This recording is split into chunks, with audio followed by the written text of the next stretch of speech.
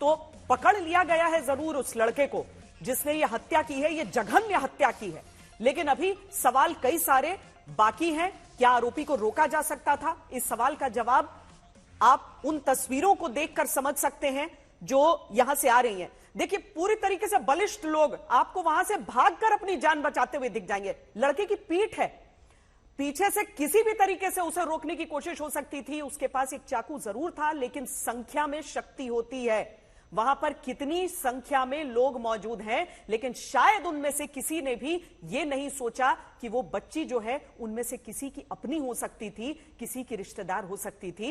ये सोचने से पहले उन्होंने ये सोचा कि भाई हमें तो यह सिखाया गया है कि दूसरों के झगड़े में न पड़ो। शायद ये सीख आड़े आई।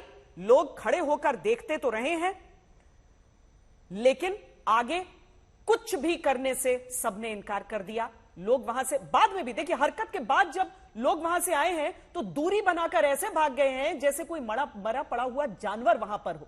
यह किसी ने नहीं सोचा कि क्या मदद कर सकते हैं। वो लड़का वापस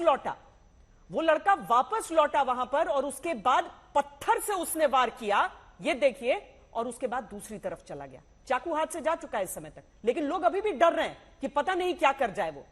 अब देखिए, आराम से टहलते हुए वो दूसरी तरफ चला गया है। इसीलिए सही कहा जाता है कि हर व्यक्ति चाहता है कि भगत सिंह पैदा हो हिंदुस्तान में, लेकिन पड़ोसी के घर में यही सबकी अपेक्षा रहती है।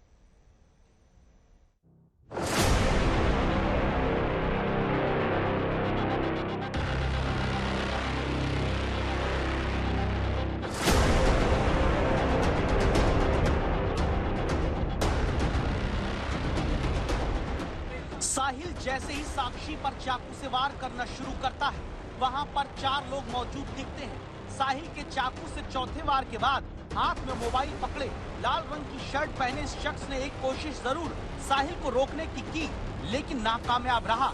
इस लाल रंग के शर्ट वाले के अलावा क्या किसी और ने साहिल को रोकना चाहा? रविवार रात दिल्ली में हो रहे इस हत्याकांड के वक्त देखिए, पेड़ के पीछे की तरफ जिनका चेहरा नहीं नजर आ रहा, वहाँ वो काफी लोग हैं।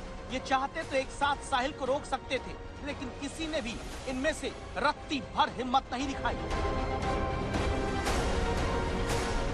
सूट पहने एक महिला यहाँ से तुरंत भाग जाती है। वो साक्षी को बचाने की कोशिश नहीं करती। ब्लैक लाइन वाली और लाल रंग की टी शर्ट पहने इन 2 लोगों को देखिए। ये लोग अपने सामने हैवानियत से होती हत्या को बस 2 कदम दूर से देखते हुए जाते नजर आते हैं। थोड़ी देर रुककर ये देखने लगेंगे कि क्या हो रहा है, लेकिन फिर एक कदम साहिल को रोकने के लिए नहीं बढ़ा पाते। कदम छोड़िए, चीखते चिल्लाते तक नहीं कि ये लड़के ऐसा मत करो।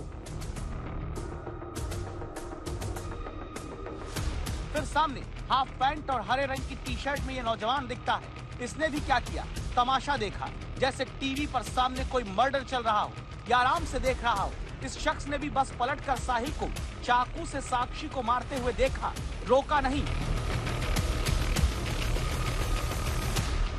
फिर थोड़ी देर तक इस गली के कैमरे में कोई आता जाता यहाँ नहीं नजर आता। शायद दूर से सब इस दरिंदे को, साक्षी को कत्ल करते हुए देखते रहे होंगे या पुलिस को कॉल किया होगा, लेकिन साहिल को रोकने कोई एक कदम नहीं बढ़ता। फिर ये शैतान साहिल थोड़ी देर बाद चाकू से वार करने के बाद आगे जाता एक तरफ नजर आता है। तब पीछे से एक महिला और 2 लड़के दौड़ते हुए दिखते हैं। तभी साहिल फिर से साक्षी की तरफ आ जाता है। अब भी इन लोगों ने एक बार कोशिश नहीं की कि वो इस दरिंदे साहिल को रोकते। आखिरकार पत्थर से फिर वार करके साहिल चला गया।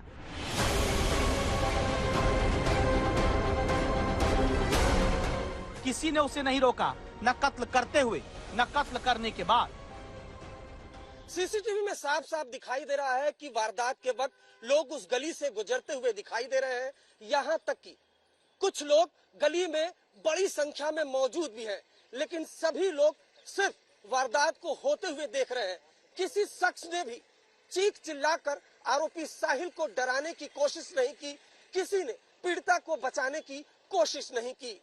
कोई मदद के लिए सामने आता दिखाई नहीं दे रहा है, बल्कि कुछ लोग गली से गुजरते हुए वारदात को देखते हैं और चुपचाप गली से दोबारा दूसरे रास्ते की तरफ चले जाते हैं।